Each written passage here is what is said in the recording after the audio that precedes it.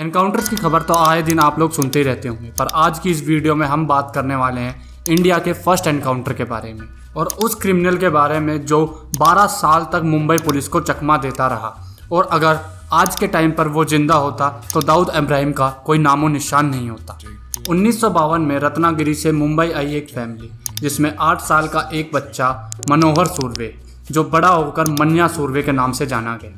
मन्या सुरवे, उसकी माँ, उसका सौतेला बाप और सौतेला भाई रत्नागिरी से आकर मुंबई में रहने लगे।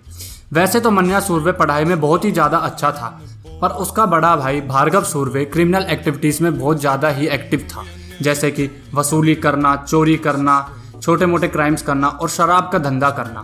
पर भार्गव हमेशा यह चाहता था उसका छोटा भाई मनोहर सुरवे यानी कि मन्या सुरवे कभी भी इन 2 नंबर के कामों में ना पड़े, अच्छे से पढ़ाई करे और आगे जाकर अच्छी लाइफ सेटल करे। इसीलिए जब मन्या सुरवे की 12th कंप्लीट हो गई तो भार्गव ने उसका एडमिशन दादर के कीर्ति कॉलेज में करवा दिया, जहां से मन्या सुरवे ने अपनी ग्रेजुएशन डिग्री BSc केमिस्ट्री में कंप्लीट करी विद 78%। पर कॉलेज के दिनों में मन्या सुरवे को काफ़ी तकलीफ होती थी उसके बड़े भाई भार्गव की वजह से, क्योंकि भार्गव हमेशा क्रिमिनल एक्टिविटीज़ करके मुंबई से कुछ दिनों के लिए भाग जाया करता था और मुंबई पुलिस उसके छोटे भाई यानी मन्या सुरवे को उठा लेती थी, उसे पूछताछ करती थी और उसको टॉर्चर भी किया जाता था।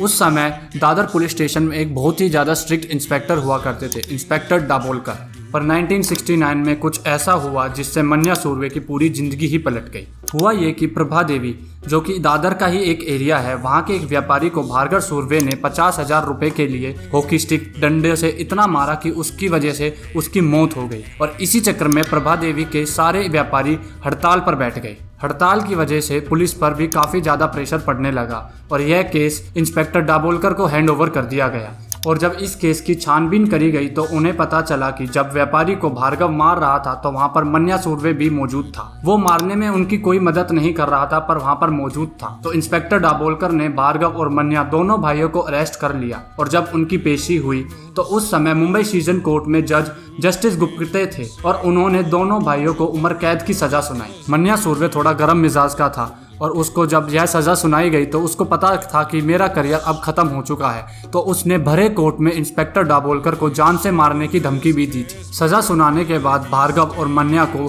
पुणे की यारवाड़ा जेल में भेज दिया गया। पुणे की यारवाड़ा जेल में मन्या सुरवे को काफ़ी क्रिमिनल्स मिले, जिनमें से कुछ उसके अच्छे दोस्त भी बने तो कुछ दुश्मन भी। पर उनमें से सबसे अच्छा दोस्त मन्या सुरवे का शेख मुनीर बना। शेख मुनीर एक काफ़ी बड़ा क्रिमिनल था और काफ़ी पहले से सज़ा काट रहा था। शेख मुनीर की सज़ा मन्या सुरवे से पहले ख़त्म हो रही थी, तो 1977 में मन्या सुरवे ने यह प्लान बनाया कि वो जेल से भाग जाएगा।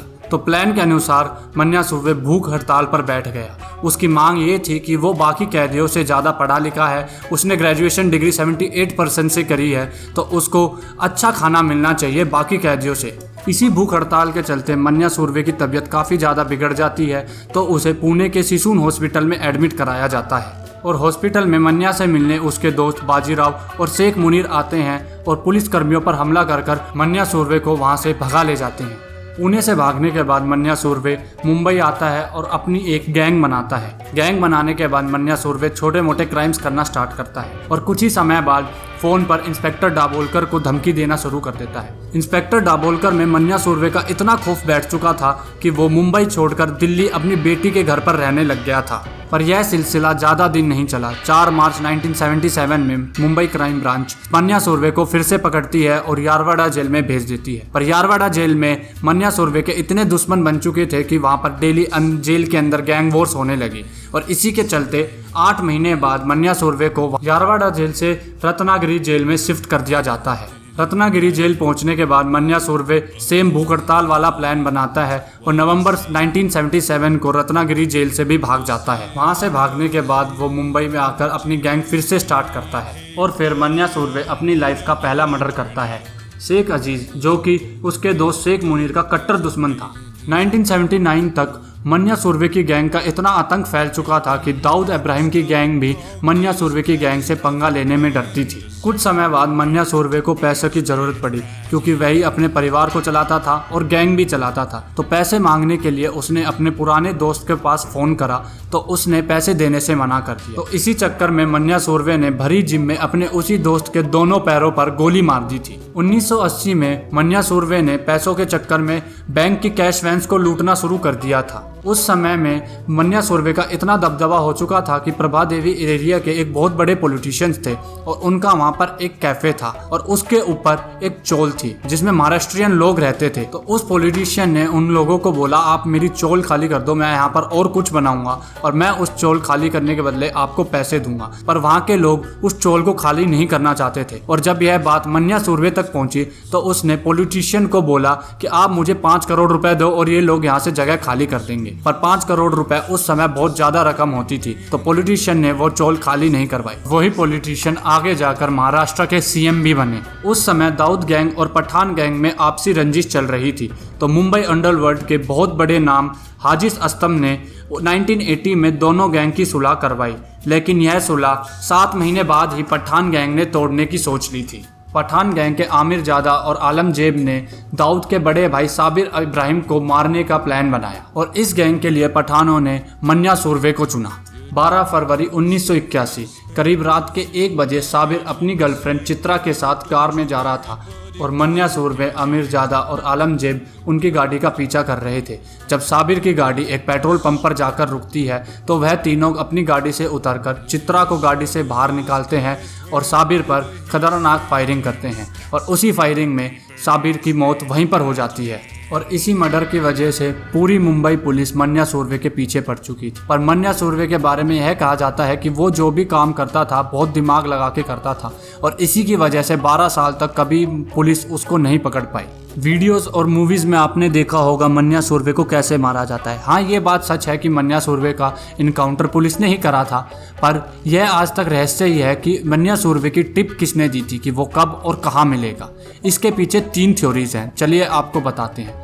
नंबर 1, लोग कहते हैं जिस एरिया पर मन्या सुरवे का राज चलता था वहाँ पर पहले वर्धा राजन नाम का एक गैंगस्टर था। यह वही गैंगस्टर था जो मुंबई अंडरवर्ल्ड का पहला डॉन भी माना जाता है। वर्धा राजन कभी भी अपने क्राइम खुद नहीं करता था, वो लोगों से, अपनी गैंग वालों से करवाता था।